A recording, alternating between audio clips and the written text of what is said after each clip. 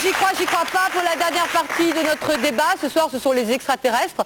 Alors pour resituer un petit peu l'action, parce que c'est pas évident là, si on débarque, nous allons donc écouter l'enregistrement de voix extraterrestres, éventuellement. Ce sont des humides. C'est monsieur Jean-Pierre Petit, qui est directeur de recherche au CNRS et qui reçoit du courrier indirectement des humides, qui a eu cette conversation téléphonique.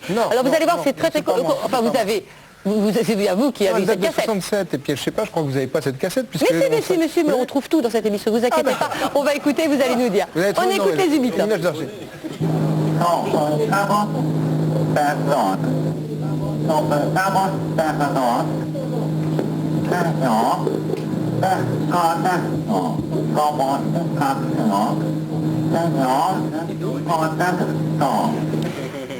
Monsieur Petit, c'est bien la même cassette, on est tout à fait d'accord.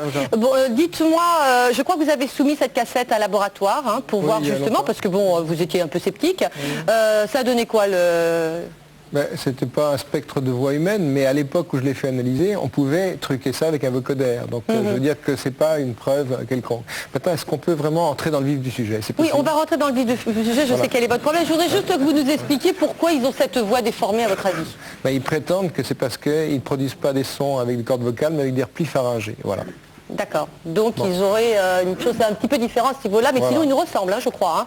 D'accord. Alors maintenant, j'aimerais bien que vous nous disiez quelles sont les découvertes que les humides vous ont permis de faire, c'est-à-dire ils vous ont mis sur la piste de certaines découvertes, je crois qu'il y en a deux principalement, et pourquoi vous n'auriez pas pu faire ces découvertes si les humides n'avaient pas été là à ce moment-là, tout au moins les faire aussitôt? Il y avait des premiers renseignements sur le vol intra-atmosphérique, parce que finalement le phénomène OVNI nous interpelle sur deux plans. Le premier, c'est des gens prétendent voir des choses qui vont très vite, qui se déplacent apparemment à vitesse supersonique et qui ne font pas d'onde de choc, qui ne font pas de bang.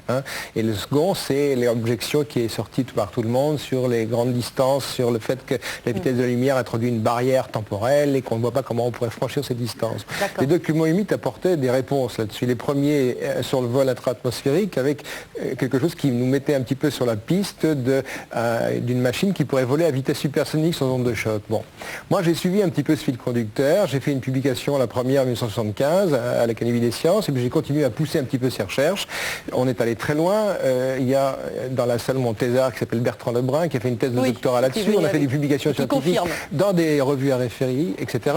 Bon, je pense qu'il n'y a pas de contestation sur le fait que cette démarche était sérieuse. Par contre, je peux vous apporter un point précis, c'est qu'au printemps dernier, on a eu énormément de difficultés à faire ces recherches, on a essayé de monter une expérience et les choses se sont enlisées de façon assez incompréhensible, et au printemps dernier, je mange avec mon directeur d'observatoire et le directeur de la section d'astrophysique qui s'appelle M. Lequéo, et M. Lequéo m'a dit en substance, et M. Belluto est témoin, je peux vous confirmer en tout cas une chose, c'est bien l'armée qui a étouffé les recherches de MHD de Jean-Pierre Petit. À ce moment-là, Belluto leur a dit mais pourquoi ça ne les intéressait pas, et à ce moment-là, Lequéo a dit au contraire ça les intéressait énormément, et je peux vous garantir qu'ils continuent plein pot ces recherches dans le laboratoire secret. Je voulais témoigner de ça. Donc ces recherches qui sont quand même on vous cache des choses. On vous cache des choses.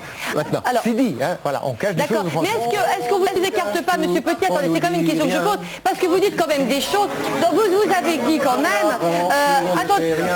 Attendez, s'il vous plaît. Faites pas l'imbécile, Gino. Vous dites également. Imbécile, monsieur, je n'ai pas de mission. Je n'ai pas de mission. Je suis un imbécile. Voilà. Monsieur Petit, vous dites dans votre livre qui par ailleurs est très très intéressant, vous soulevez quand même l'idée que Sakharov, dans sa théorie sur l'univers gémellaire, que Sakharov aurait peut-être été inspiré par les humides. Vous dites vous-même que dans son discours de remerciement au prix Nobel de la paix, Sakharov, dans sa conclusion, fait un remerciement indirect aux humides puisqu'il parle, il dit qu'il croit aux extraterrestres. Quand vous dites par exemple que Sakharov a été aidé par les humides, vous ne croyez pas aussi que pour ces raisons-là on vous écarte? Je ne dis pas ça, je dis simplement que la fin du discours de Sakharov est assez singulière parce que c'est quand même le discours de réception de prix Nobel, c'est 1975, et Sakharov fait toute une tirade justement sur le fait qu'il est convaincu qu'il y a des civilisations qui peuvent être plus avancées dans le cosmos. On se demande ce que ça fait à la fin du discours de réception d'un prix Nobel. Alors il faut savoir, oui, monsieur Nous aussi, il y a une autre hypothèse beaucoup plus simple aussi. Elle est moins romantique, c'est que Sakharov ait inspiré les gens du KGB qui auraient monté cette affaire Humo. Parce qu'effectivement, à ce moment-là, ça... Alors c'est vrai qu'il faut beaucoup qu'il y a le KGB Je vais derrière. te répondre parce que cette affaire au moins elle continue et que les dernières lettres datent d'il y a quelques mois. Alors ça affirme complètement cette théorie parce que le KGB n'existe plus. Je vois pas très bien. Mais si, les nazis non plus, il y a encore des néo-nazis. Hein. Mais pourquoi on a fait venir cet imbécile? Non, mais c'est vrai. Non, c'est vrai qu'en perspective. Quoi?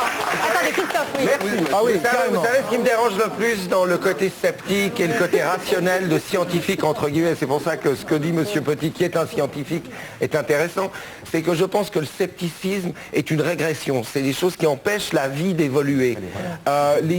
Si Edison, si Benjamin Franklin avait été des sceptiques en se disant on ne peut pas découvrir l'électricité à travers les éclairs, on ne serait pas éclairé aujourd'hui. Si Edison n'avait pas pensé qu'on pouvait avoir un système de communication, on n'aurait pas le téléphone. Les gens, non, ça a beaucoup à voir. Les gens qui pensent et qui rêvent et qui pensent dans un imaginaire tout en étant scientifiques, moi je ne suis pas un scientifique. Les gens qui pensent comme ça font évoluer la vie, font évoluer les choses parce qu'ils ont une forme d'espoir. Les sceptiques sont des pessimistes, les autres sont des optimistes et des positifs. Il y a être sceptique et vouloir prendre ses désirs pour des réalités. Tina, on peut prendre la Non. À l'heure actuelle, nous sommes partis sur une hypothèse complètement folle qui est en train de se concrétiser au laboratoire. Et j'ai rien dit pendant 12 ans, parce qu'il faut fermer sa gueule. Quelle hypothèse, Bien sûr, mais je vous dis... Quelle hypothèse? Attendez, juste une seconde. Quelle hypothèse? Sur le cancer, je suis parti sur l'hypothèse que c'était pas du tout les gens qui disaient avaient raison et on est parti sur un truc, on en est à la phase du traitement, c'est formidable. Bon, donc une nouvelle formidable. Mais ta gueule, Max. Mais écoutez, mais vous êtes un grand obsessionnel, vous passez votre temps à nous donner l'heure. Écoutez, ça suffit. En tout cas, moi je tiens quand même à dire une chose. C'est que c'est très différent de concevoir la vie tout entière. Pasteur disait, la matière avant la vie avant la matière, on ne saura jamais.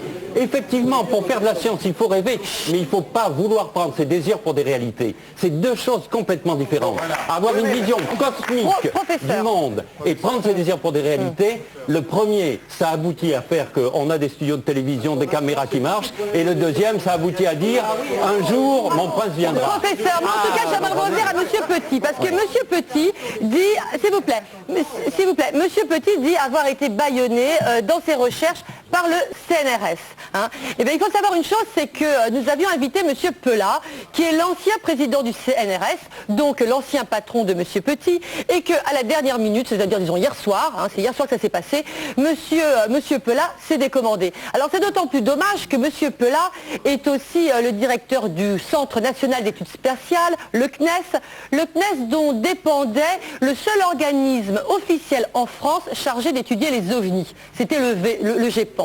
Et le GEPAN a été discrètement dissous en 88.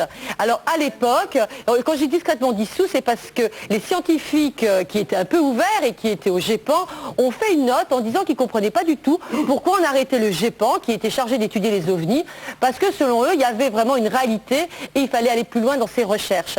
Eh bien, cette note n'a jamais été publiée, le GEPAN s'est donc arrêté, on l'a remplacé par le CEPRA qui lui étudie plus les rentrées atmosphériques comme les météorites. Et là, on avait invité Monsieur Velasco. Monsieur Velasco n'a pas été autorisé à venir. Alors c'est vrai que ça fait quand même des gens qui se décommandent, des gens qui ne veulent pas venir. Et bon, on commence effectivement, c'est vrai qu'on se pose un petit peu des questions. Et Robert Roussel, vous par exemple, je sais que vous avez décortiqué ce dossier-là. Est-ce que vous pensez effectivement, comme dit monsieur, qu'on nous cache des choses?